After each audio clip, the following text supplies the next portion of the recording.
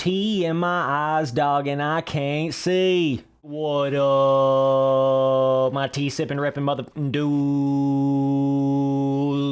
Wanted to make a video on this Deegan trash talking, pressure, doubters, you know, all this different shit that's been going around. So, Deegan, let me just make sure I understand this here. You said Hymas has one coming to him, like you're going to be paying him back for being on the outside of you in the first corner, going down the start straight of a racing incident where he got injured. Oh, Deegan. Like, what are you even saying anymore, bro? Listen, Spency boy don't have a problem with shit talking, but Deegan is literally making shit talking look bad. Dude was on the outside of you. Like, I don't understand how you have a moment with the guy, especially down the first corner. This goes back to all the hammocker stuff in Supercross. That was also not a, you know, some sort of purposeful takeout from hammocker. It's called a racing incident, Deegan, you know? Things that just happen on the track. But even still, even with that, it was like, yeah, you might could have made the argument that, you know, hammocker was on the inside and he should have got on the brakes or whatever. But this Hymas Deegan off the start at Spring Creek situation, there's no way that you can possibly frame that as being Hymas's fault that Deegan went down right there. It's impossible. There's no way that you can possibly do it. But Deegan still finds a way to try to throw the guy under the bus and try to do some sort of random, I'm gonna get you, bro. Like, dog, nah, homie. I'm all down for the shit talking, but this is something else. I don't know what this is, but this don't even make any sense anymore. It's like, Deegan, do you not understand? All of us real moto dudes, we saw the start. We saw what happened. Like, do you not, like, compute that? It's just starting to make you look really, really stupid. And, like, somebody in your inner circle needs to tell you that to your face. You're saying things on the podium that don't make any fucking sense, and they're making you look really stupid. I'm telling you exactly to a T, Turley tea sipping tea, what it looks like, okay? And I'm all cool with the, you know, if you want to start shit talking, saying stuff like, I got a 69-point lead, none of you guys can touch me, bro, I'm savage on the bike, I'm so much faster, that's cool. I don't have any problem with that. But this random, like, feeling the need to target these different individuals on the podium and, you know, throw dudes under the bus for no reason. Like, you act like Hymas just fifth gear tapped into you in the first corner. Why? Like, it's like, I don't know what the deal is here, but it's like Deegan just can't accept the fact that, like, you know, a racing incident could cause him to go down. That really isn't anybody's fault. He just can't compute that for some reason, right? And that's the two different kind of shit talking, okay?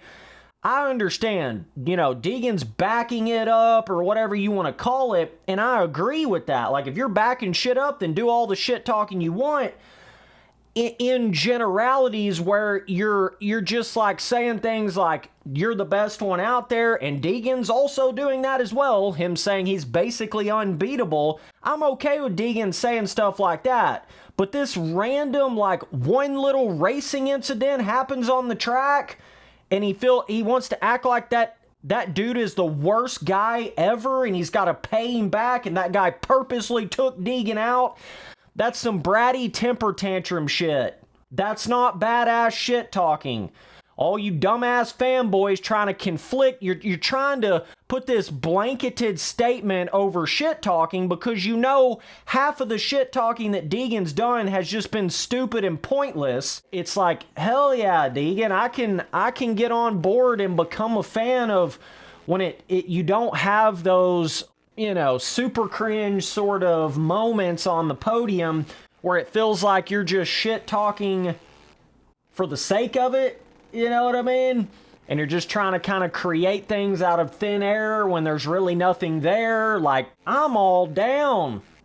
if you really got like a rivalry, or a dude really like tries to take you out on a track or really does something to you, I'm down to go crazy. I'm down for a motherfucker to do anything. Like Weston Pike level, you know, Jason Anderson and the Lawrence brothers is a good example of like real rivalry and real things happening and damn near getting into fights and shit talking. I feel like sometimes Deegan tries to create that sort of drama or that sort of rivalry with a rider when it just isn't really the case, or there's not enough that's happened on the track to warrant that.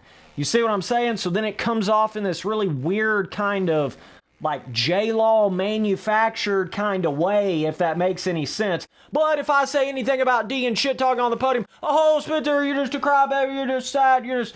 Meanwhile, Deegan's the one, you know, that'll go out there and have the temper tantrums on the track just when he gets taken out on the start, you know. But what I'm trying to get at, though, is I was really impressed with Deegan's interviews at Southwick in particular. I know he talked about people doubting him, and I think there were some people doubting him at Southwick in particular from last year, but he didn't go down that really weird, like, I don't know, some sort of weird high school locker room or COD lobby kind of, let's try to randomly shit talk this dude for absolutely no reason.